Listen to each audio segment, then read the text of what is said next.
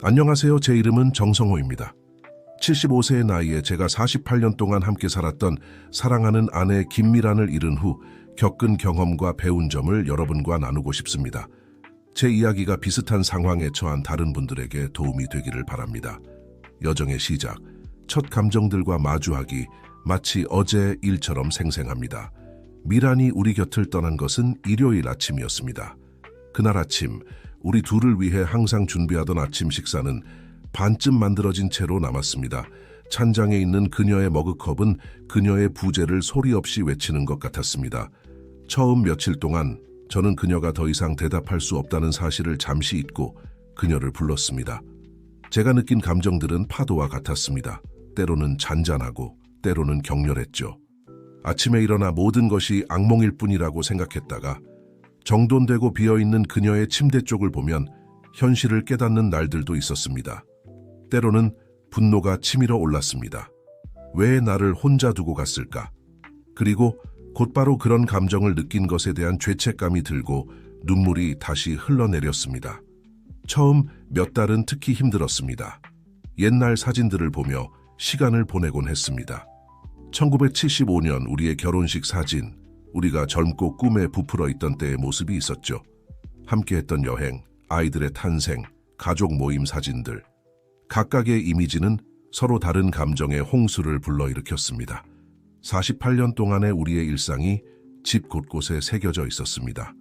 그녀의 옷장 한쪽에는 아직도 향기 나는 옷들이, 부엌에는 그녀의 꼼꼼한 필체로 쓰인 요리 노트가, 심지어 소파 위 그녀 자리에 있던 TV 리모컨까지 모든 것이 손대지 못할 것 같았습니다. 마치 그것들을 움직이는 것이 그녀가 정말로 떠났다는 것을 인정하는 것처럼 느껴졌기 때문입니다. 상실을 느끼는 데에는 올바른 방법이 없다는 것을 깨달았습니다. 때로는 우리의 재미있는 추억들, 예를 들어 뒤뜰에 텃밭을 만들려다 모든 것을 엉망으로 심었던 일을 떠올리며 웃기도 했습니다. 그리고 곧이어 그녀와 더 이상 새로운 추억을 만들 수 없다는 사실에 눈물을 흘렸죠. 이웃인 박영숙 할머니가 해주신 말씀을 아직도 기억합니다. 성호 씨, 사람마다 자기 방식으로 자기 시간에 맞춰 애도를 합니다. 밤은 특히 힘들었습니다. 집안의 정적이 귀가 멍할 정도로 크게 느껴졌습니다. 더 이상 그녀가 잠들기 전에 이것저것 정리하는 소리나 잠든 후에 고요한 숨소리를 들을 수 없었습니다. 그런 밤들에 저는 하나님과 다른 방식으로 대화하는 법을 배웠습니다. 간청이나 애원이 아닌 우리가 함께 보낸 시간에 대한 감사의 마음으로 말이죠. 일상생활에 대처하는 법 배우기. 일상생활은 가장 큰 도전 중 하나였습니다. 미라는 항상 아침에 정원을 돌보았고 저는 그동안 커피를 준비했습니다. 그녀는 제가 입을 옷을 골라주었고 커피를 언제 더 사야 하는지 정확히 알고 있었으며 항상 혈압약을 먹으라고 일깨워 주었습니다. 갑자기 저는 이 모든 것을 혼자서 해야 했습니다. 처음에는 무서웠습니다. 솔직히 말해서 어떻게 돌봐야 할지 몰라 몇몇 식물들이 죽어버렸습니다. 그녀가 그토록 사랑했던 난초들이 시들어버렸고 그것은 제 마음을 아프게 했습니다. 그녀의 자랑이었던 정원은 한동안 방치되었습니다. 그녀가 항상 지부를 관리했기 때문에 청구서들이 밀리기 시작했습니다. 심지어 시장에 가는 것도 도전이 되었습니다. 어떤 제품을 선택해야 하는지, 얼마나 사야 하는지 전혀 몰랐거든요. 하지만 조금씩 배워나갔습니다. 작은 노트를 만들어 모든 것을 기록했습니다. 약 복용 시간, 장 보는 날, 심지어 미란이 자주 만들던 간단한 요리법까지요.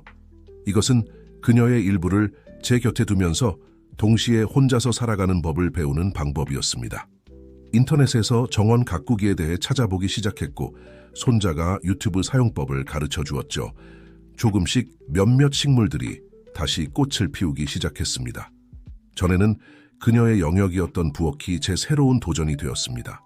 처음 시도는 재앙이었습니다. 밥을 태우고 국에 소금을 너무 많이 넣고 한 번은 계란을 튀기다가 거의 부엌에 불을 낼 뻔했죠. 하지만 시간이 지나면서 그리고 그녀의 몇몇 친구들이 기본적인 요령을 가르쳐주면서 조금씩 나아지기 시작했습니다. 지금은 괜찮은 식사를 만들 수 있게 되었지만 물론 미란의 요리에는 비할 바가 못 됩니다. 집안일을 정리하는 것도 배워야 했습니다. 미란은 모든 것에 대한 시스템이 있었습니다.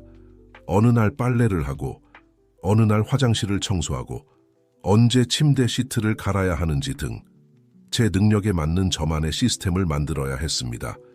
휴대폰에 알람을 설정하면 중요한 일들을 기억하는 데 도움이 되고 목록을 만드는 것이 정리를 단순화한다는 것을 알게 되었습니다. 가장 어려운 일 중 하나는 서류 처리였습니다. 청구서, 문서, 은행 명세서 등 미란이 항상 이 부분을 관리했었죠. 처음에는 자녀들의 도움이 필요했지만 점차 배워나갔습니다. 지금은 그녀가 하던 것처럼 날짜별로 모든 것을 정리한 폴더를 유지하고 있으며 심지어 휴대폰으로 은행 앱을 사용하는 법도 배웠습니다.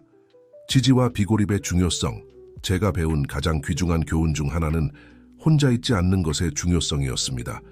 처음에는 고립되고 싶었습니다. 초대를 거절하고 전화를 받지 않았죠. 아무도 제 고통을 이해하지 못할 거라고 생각했습니다. 때로는 커튼조차 열지 않은 채 며칠 동안 집 안에만 있었습니다. 미란 없이는 바깥 세상이 너무 무서워 보였습니다. 제 딸 지은이는 끈질기게 저를 찾아왔습니다. 제가 필요 없다고 말할 때조차 퇴근 후 매일 저를 방문했죠. 처음에는 거의 대화를 하지 않았지만 그녀는 계속 왔습니다. 어린 손자를 데려와 그 아이의 순수함으로 저를 미소 짓게 만들었습니다.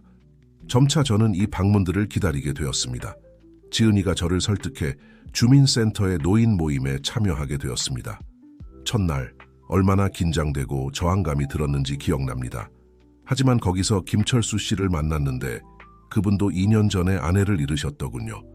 그분과 다른 분들과 대화를 나누면서 제가 이 고통 속에 혼자가 아니라는 것을 깨달았습니다. 각자 자신만의 이야기와 앞으로 나아가는 전략이 있었죠. 모임에서는 다양한 활동을 했습니다. 공예, 운동, 카드게임, 합창 등. 처음에는 지은이의 강요 때문에 참여했지만 점차 더 많이 참여하게 되었습니다. 특히 합창은 치료와 같았습니다. 미란이 좋아했던 옛날 노래들을 부르는 것은 그리움과 위안이 뒤섞인 감정을 가져다 주었습니다. 또한 배우자를 잃은 사람들을 위한 지지 그룹에도 참여하기 시작했습니다. 그곳에서 저는 제 감정, 두려움, 불안에 대해 솔직하게 말할 수 있었습니다. 비슷한 경험을 공유하는 다른 사람들의 이야기를 듣는 것은 위로가 되었습니다. 그리움을 다루는 다양한 방법과 힘든 순간을 위한 전략들을 배웠습니다. 이웃들도 이 과정에서 중요한 역할을 했습니다. 30년 동안 이웃이었던 이영희 할머니는 매일 오후 커피를 마시자고 저를 초대하기 시작했습니다. 길 건너편의 박종호 씨는 축구를 함께 보자고 초대했죠. 이런 작은 제스처들이 제 일상에 큰 변화를 가져왔습니다. 새로운 삶의 의미 찾기 시간이 지나면서 저는 새로운 목적을 찾아야 한다는 것을 깨달았습니다. 삶은 미란에 대한 그리움만으로 채워질 수 없었습니다. 주민센터의 공예 수업에 참여하면서 시작했습니다. 전에는 상상도 못했던 일이죠. 미란이 항상 집안의 예술가였지만 저도 수공예에 소질이 있다는 것을 발견했습니다. 제 첫 프로젝트는 우리가 연애할 때 미란이 저에게 썼던 편지들을 보관할 나무 상자였습니다. 그녀를 생각하며 각 부분을 정성스럽게 사포질하고 칠하는 것은 치료와 같았습니다. 그 후에는 지역 고아원의 아이들에게 기부할 작은 나무 장난감들을 만들기 시작했습니다. 아이들이 장난감을 받고 미소 짓는 모습을 보는 것은 제 삶에 새로운 종류의 기쁨을 가져다 주었습니다. 또한 독서의 즐거움을 발견했는데 이는 전에는 탐구할 시간이 많지 않았던 것입니다. 간단한 책들로 시작했지만 곧 소설과 전기에 빠져들었습니다. 시립도서관은 제가 가장 좋아하는 장소 중 하나가 되었습니다. 그곳에서 10년 전에 남편을 여인 이순자 할머니를 만났는데 그분이 저를 독서클럽에 소개해 주셨습니다. 이제 우리는 매달 모여 우리가 읽은 책들에 대해 토론합니다. 처음에는 저를 슬프게 했던 정원이 제 특별한 프로젝트가 되었습니다. 정원을 돌보기로 한 결정은 미란의 기억을 살아있게 유지하는 방법이었습니다. 각 식물에 대해 그들의 주기와 필요에 대해 배웠습니다. 난초들이 다시 꽃을 피우기 시작했고 새 꽃이 피는 것을 볼 때마다 그녀가 준 선물 같다고 느낍니다. 동네 친구들과 매일 아침 산책을 시작했습니다. 처음에는 동네를 2바퀴 도는 것에 불과했지만 지금은 공원 전체를 걸을 수 있게 되었습니다. 산책하는 동안 우리는 모든 것에 대해 이야기합니다. 정치, 가족, 요리법, 그리고 그렇죠. 우리가 잃은 사람들에 대해서도요. 하지만 우리는 또한 많이 웃고 계획을 세우고 꿈을 공유합니다. 간단한 요리를 배웠고 심지어 손주들이 좋아하는 집에서 만든 빵도 만들게 되었습니다. 사실 부엌은 실험과 발견의 장소가 되었습니다. 더 이상 미란의 요리법을 모방하려 하지 않습니다. 제 나름의 버전을 만들고 제 고유의 맛을 냅니다. 이는 가족과 새로운 추억을 만드는 다른 방식입니다. 가장 놀라운 발견 중 하나는 가르치는 즐거움이었습니다. 주민센터에서 다른 노인들에게 기초 수학을 가르치기 시작했습니다. 전직 수학 교사로서의 지식을 활용해 다른 사람들을 돕는 것은 매우 보람 있는 일이 되었습니다. 누군가가 예산을 짜는 방법이나 할인을 계산하는 방법을 이해하는 것을 보면 제가 유용하고 가치 있다고 느껴집니다. 자녀들과의 관계, 균형 찾기. 처음에 제 자녀들은 제가 그들의 집으로 이사하기를 원했습니다. 지은이는 제가 그녀와 함께 살기를 고집했고 민호는 제가 집을 팔고 그의 집 근처 아파트로 이사하기를 원했습니다. 그들의 걱정을 표현하는 방식이라는 것을 이해하지만 미란과 함께 많은 추억을 만든 이 집에 계속 살겠다는 제 결정에 대해 단호해야 했습니다. 처음에는 논쟁이 격렬했습니다. 그들은 제 안전 고독 집을 관리할 수 있는 능력에 대해 걱정했습니다. 민호는 제가 혼자 살면서 일어날 수 있는 모든 사고의 목록을 작성하기까지 했습니다. 지은이는 떠날 때마다 울었는데 저를 혼자 두고 가는 것이 두려웠기 때문입니다. 우리 모두에게 힘든 시기였습니다. 하지만 점차 우리는 균형을 찾았습니다. 모두에게 적합한 일정을 정했습니다. 일요일 가족 점심, 매일 제 안부를 묻는 전화, 주중 방문 등입니다. 그들을 안심시키기 위해 보안 카메라를 설치했고 도움이 필요할 때 누를 수 있는 비상 버튼도 있습니다. 저는 책임감 있게 제 독립성을 유지합니다.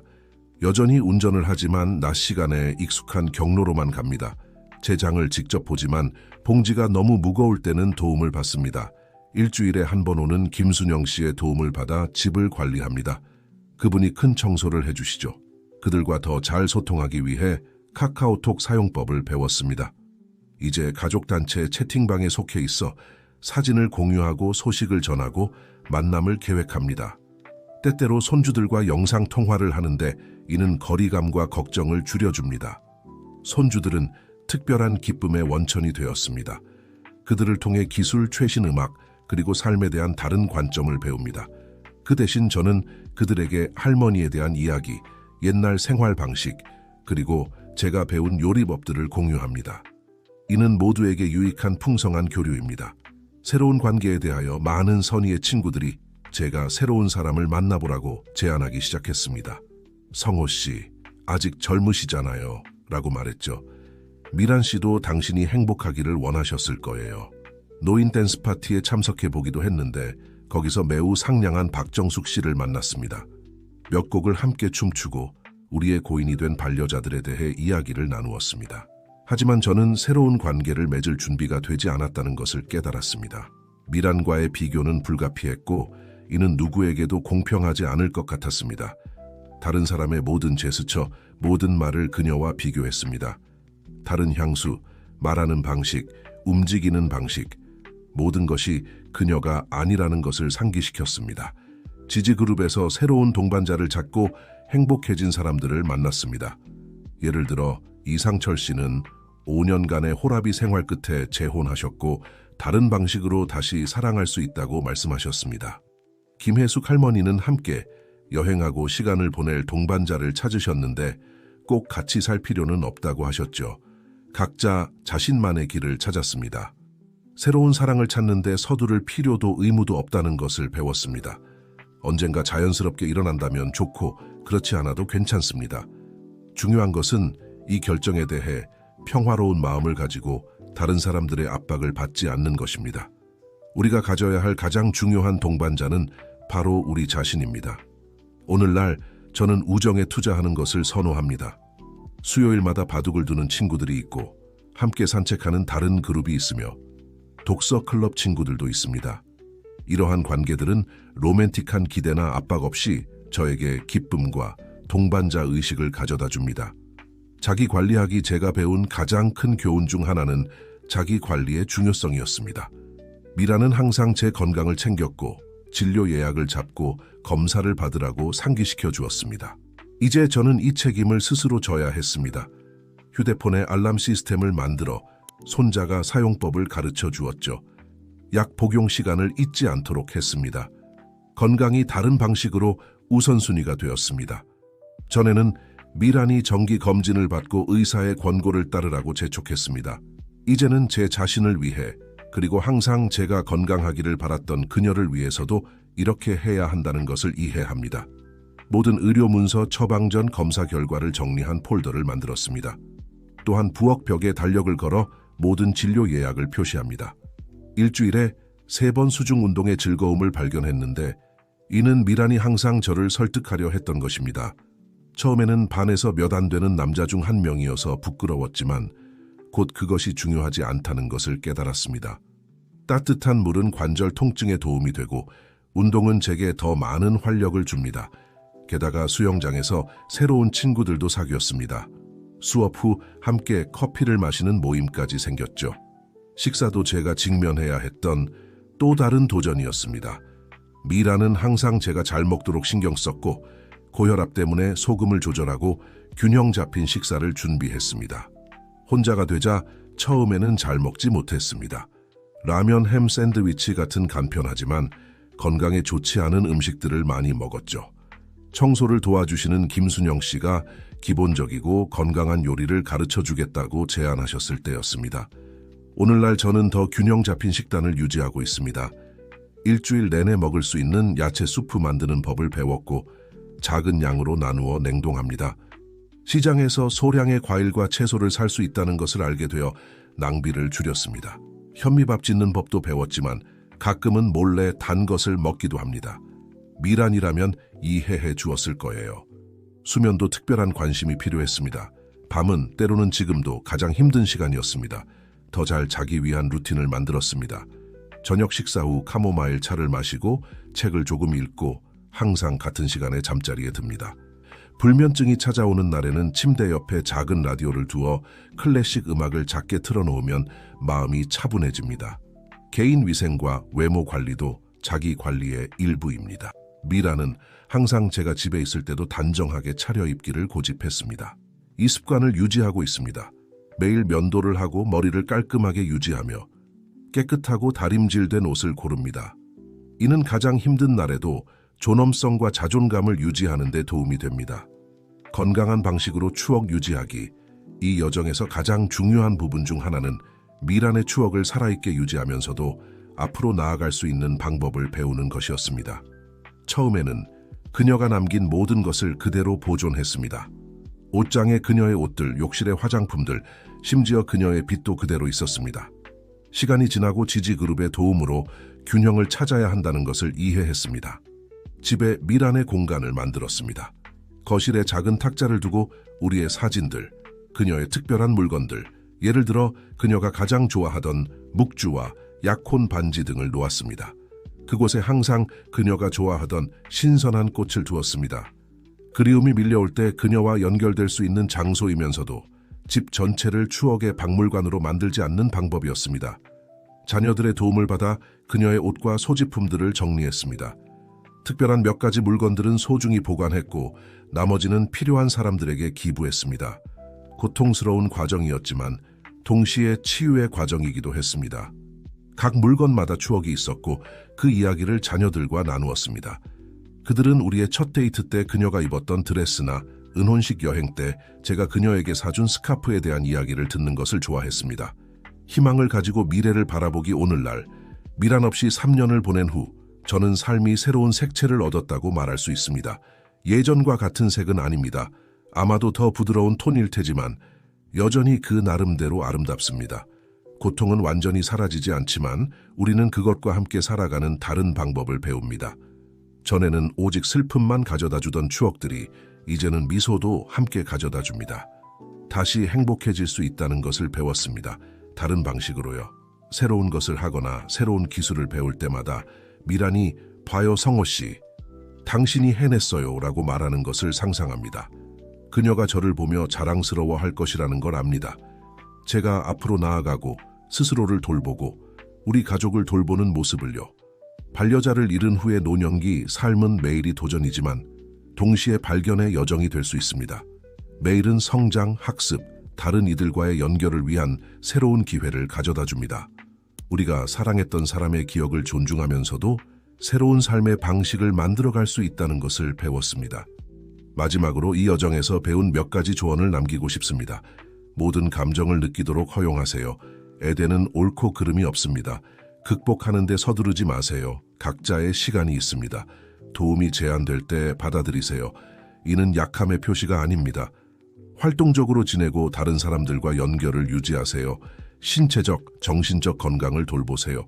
추억을 간직하되 그것에만 살지 마세요. 새로운 경험과 배움에 열린 마음을 가지세요. 이 여정에서 혼자가 아니라는 것을 기억하세요. 반려자 없는 삶은 더 이상 갖지 않을 수 있지만 여전히 의미와 기쁨의 순간들로 가득 찰 수 있습니다. 여러분 모두 앞으로의 삶에서 평화와 의미를 찾으시길 바랍니다. 감사합니다. 각각의 작은 승리, 휴대폰 사용법을 배우거나 새 친구를 사귀거나 혹은 단순히 특별한 순간을 기억하며 미소 지을 수 있게 되는 것, 이 모든 것이 이 새로운 삶의 단계에서 중요한 한 걸음입니다. 그리고 저는 확신합니다. 우리의 반려자들이 어디에 있든 우리가 용기와 희망을 가지고 삶을 살아가는 모습을 보며 행복해할 것입니다. 결국 우리가 그들과 나눈 진정한 사랑이 우리를 여기까지 오게 한 힘이었고 계속해서 앞으로 나아갈 수 있는 힘이 될 것입니다. 기억하세요. 앞으로 나아가기 위해 잊을 필요는 없습니다. 추억은 마음속에 간직하되 삶이 제공하는 새로운 가능성들을 받아들일 수 있도록 팔을 벌리세요. 이것이 우리가 사랑했던 이들을 진정으로 기리는 방법입니다. 이것으로 제 이야기를 마칩니다.